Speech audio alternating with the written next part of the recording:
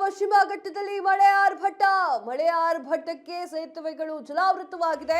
ಕೃಷ್ಣಾ ನದಿಗೆ 55,000 ಕ್ಯೂಸೆಸ್ ನೀರು ಬಿಡುಗಡೆಯಾಗಿದೆ.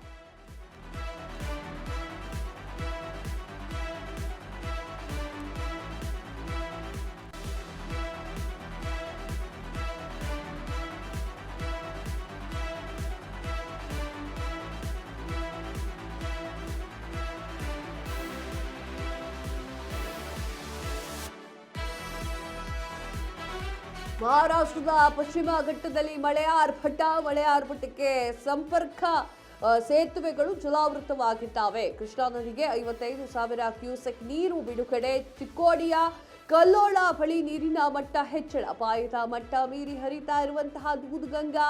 ನಿಪಾಣಿ ತಾಲೂಕಿನ 3 ಸಂಪರ್ಕ ಸೇತುವೆ ಜಲಾವೃತ.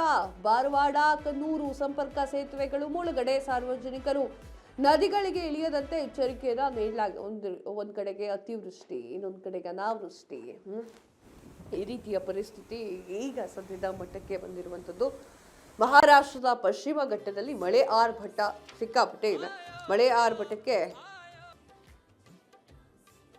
ಆರ್ಭಟಕ್ಕೆ ಸಂಪರ್ಕ ಸೇತುವೆಗಳು ಜಲಾವೃತವಾಗಿದ್ದಾವೆ. ನೋಡ್ತಾ ಇದ್ದೀರಿ, ಇದೇ ಸಂಪರ್ಕ ಸೇತುವೆ ಇದು ಜಲಾವೃತವಾಗಿರುವಂಥದ್ದು. ಕೃಷ್ಣಾ ನದಿಗೆ 55 ಕ್ಯೂಸೆಕ್ ನೀರು ಬಿಡುಗಡೆಯಾಗ್ತಾ ಇದೆ. ಸೊ ಆ ಒಂದು ಕಾರಣಕ್ಕಾಗಿ ಚಿಕ್ಕೋಡಿಯ ಕಳ್ಳೋಲ ಕೆರೆ ಬಳಿ ನೀರಿನ ಮಟ್ಟ ಜಾಸ್ತಿ ಆಗ್ತಾ ಇದೆ. ಅಪಾಯ ಮಟ್ಟವನ್ನು ಮೀರಿ ದೂಧಗಂಗಾ ಹರಿತಾ ಇರುವಂಥದ್ದು. ನಿಪಾಣಿ ತಾಲೂಕಿನ 3 ಸಂಪರ್ಕ ರಸ್ತೆ ಜಲಾವೃತವಾಗಿದೆ. ನೀವು ನೋಡ್ತಾ ಇದ್ದೀರಾ, ನಿಪಾಣಿ ತಾಲೂಕಿನ 3 ಸಂಪರ್ಕ ಸೇತುವೆ ಜಲಾವೃತವಾಗಿದ್ದು, ಬಾರವಾಡ ಕನ್ನೂರು ಸೇತುವೆ ಸಂಪರ್ಕವನ್ನು ಮಾಡುವಂತಹ ಸೇತುವೆಗಳು ಮುಳುಗಡೆಯಾಗಿದ್ದಾವೆ. ಸಾರ್ವಜನಿಕರು ಸ್ವಲ್ಪ ನೋಡ್ಕೊಳ್ಳಿ, ಸ್ವಲ್ಪ ನೋಡ್ಕೊಂಡು ಓಡಾಡಿ, ಗಾಡಿ ಗಿಡಿ ಎಲ್ಲ ಅವಾಯ್ಡ್ ಮಾಡಿಕೊಳ್ಳಿ, ಆರಾಮಾಗಿ ಓಡಾಡೋದು ಕಲೀರಿ.